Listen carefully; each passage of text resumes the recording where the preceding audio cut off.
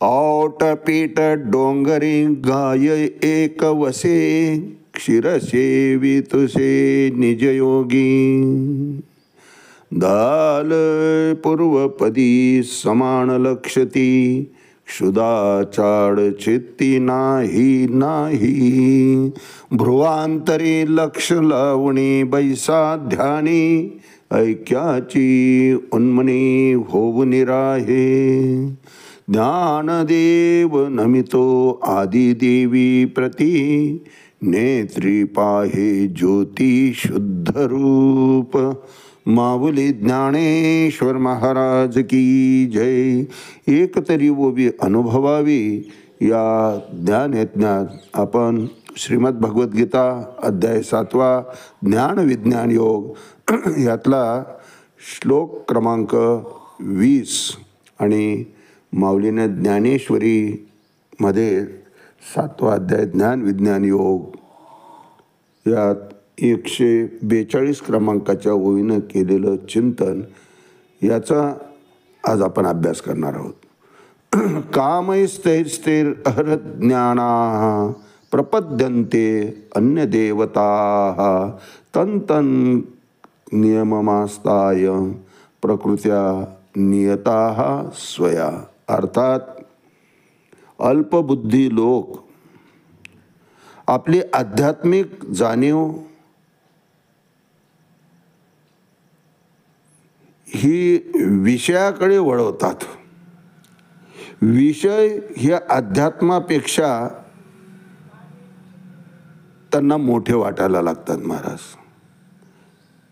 आणि त्यांनी आपली ही आध्यात्मिक जाणीव अल्पबुद्धीमुळेच चुकीच्या मार्गाने निवडलेली असते. म्हणून तर ते क्षणभंगूर अशा सुखाच्या उपभोगाच्या इच्छेनं भगवंताची आराधना करतात, इतर देवतांची आराधना करतात. अर्थात त्यांना भौतिक सुखाची प्राप्ती होतीही, परंतु त्यांना त्या प्राप्तीची इतकी घाई झालेली असते महाराज की त्या त्या प्रकारच्या इच्छापूर्ती करता प्रसंगानुरूप देव सुद्धा बदलायची हे कमी करत नाही. अर्थात इच्छा अनंत आहेत. काल आपण चिंतन केलं की जीवनातल्या इच्छा ह्या कधीच संपत नाही महाराज, त्या अनंत आहेत. एका इच्छेच्या पूर्तीमध्ये दुसऱ्या इच्छेचा जन्म आहे. काल पाहिलं आपण की लग्न करण्यात सुख वाटतं, पण लग्न केल्यानंतर तीच सुख वाटते.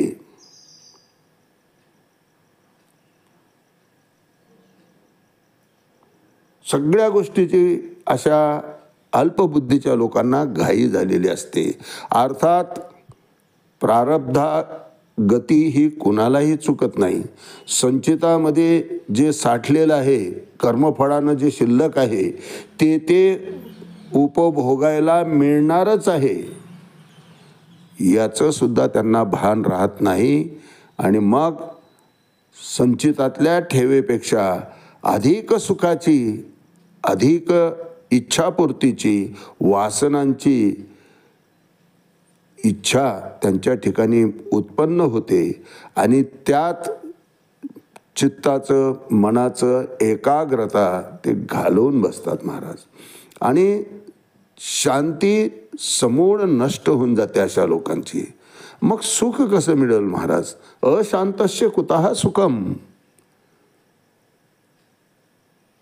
याला तृप्ती कधी वाटतच नाही, समाधान कधी होतच नाही. जीवनामध्ये शांती कशी येईल? आणि शांती नसेल तर अध्यात्माच्या मार्गानं चालूच शकत नाही. आपण प्राप्त करीत असलेलं सुख हे क्षणभंगूर आहे, हे त्याला अंतसमयी कळायला लागतं. वेळ निघून गेलेली असते महाराज. भौतिक इच्छेच्या प्राप्तीकरता संपूर्ण आयुष्य असा मनुष्य खर्ची घालतो.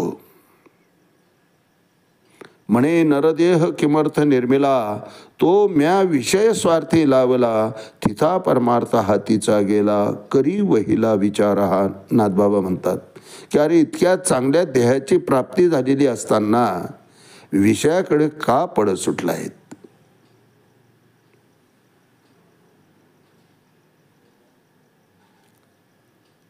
बरं, यांची देवता तरी कुठे एक आहे महाराज. रोगी माणूस असेल तर तो सूर्याची उपासना सांगितली जाते त्याच्याकरता. ज्ञानप्राप्ती करायची असेल तर सरस्वती मातेची पूजा सांगितली जाते. बलाची प्राप्ती पाहिजे असेल तर आमच्या हनुमंतरायाची पूजा सांगितली जाते.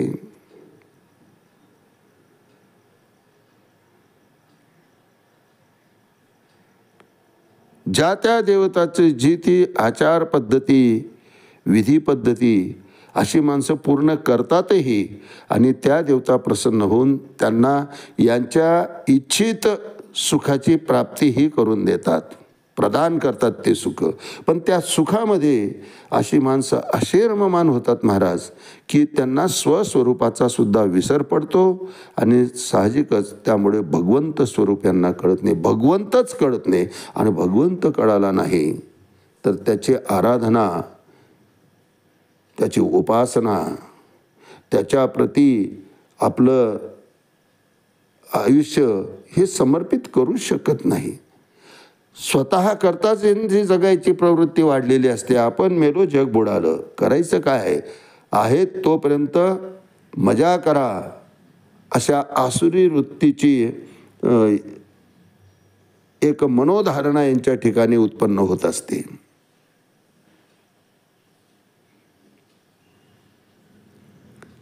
यावर भाष्य करताना माऊली 142 क्रमांकाच्या वेळी म्हणतात की कवनी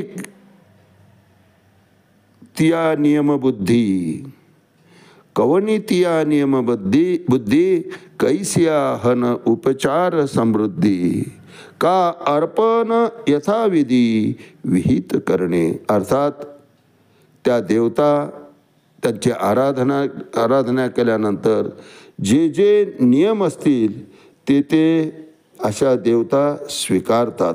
याने केलेली विधी ही त्यांना प्राप्त होते आणि त्या लवकर प्रसन्न होतात.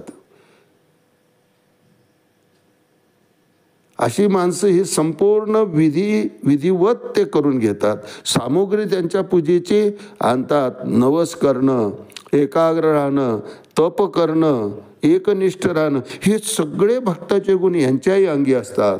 परंतु प्राप्त काय करताहेत? कल्पतरू तडवटी, बैसोनी देतसे गाठी, अशी अवस्था यांची होऊन जाते. तेच जप तप जर भगवंताच्या नामाचं केलं तर कायमस्वरूपीचं सर्व सुखाची प्राप्ती होत असते.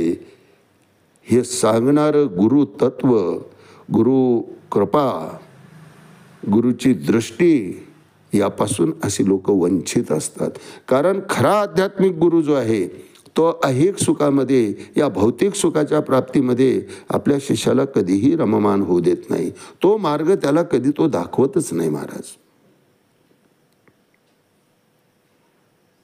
अशा देवतांच्या विधी सुद्धा वेगवेगळ्या असतात. तेच भगवंताचं पहा, काही लागत नाही महाराज. पत्रम पुष्पम फलम तोयम यो मे भक्त्या प्रयच्छति तदहम भक्ती अस्नामी प्रयतात्मनः. काय नाही, फक्त मनोभावे तुम्ही दोन हस्तक आणि एक मस्तक एवढं घेऊन जर माझ्या भगवंताच्या दारात आपण गेलात, त्याची आराधना केली, प्रसन्न झाल्याशिवाय राहत नाही. आणि देतो असं यद्गत्वान निवर्तन्ते तद्धाम परमम मम, त्या धामाचीच प्राप्ती करून देतो की त्या ठिकाणी एकदा जीव पोहोचला की त्या ठिकाणाहून परतच येत नाही महाराज. परंतु असे अल्पबुद्धीचे लोक आहेत ज्यांना सद्गुरूंची कृपा प्रसाद मिळालेला नाही, आध्यात्मिक गुरुची ज्यांना प्राप्ती झालेली नाही, अशा लोकांची मात्र दशा कशी होते. कवनीतिया नियमबद्धी, कैसिया हन उपचार समृद्धी, का अर्पण यथाविधी विहित करणे. त्यातच ते रममान होतात आणि आपलं आयुष्य वाया घालवतात महाराज. आज याच ठिकाणी थांबूया. रामकृष्ण हरी. पुंडलिक वरदा हरी विठ्ठल. श्री ज्ञानदेव तुकाराम पंढरीनाथ भगवान की जय. माऊली ज्ञानेश्वर महाराज की जय. जगद्गुरु तुकाराम महाराज की जय. शांती ब्रह्म एकनाथ महाराज की जय. आदि शक्ती मुक्ताबाई की जय.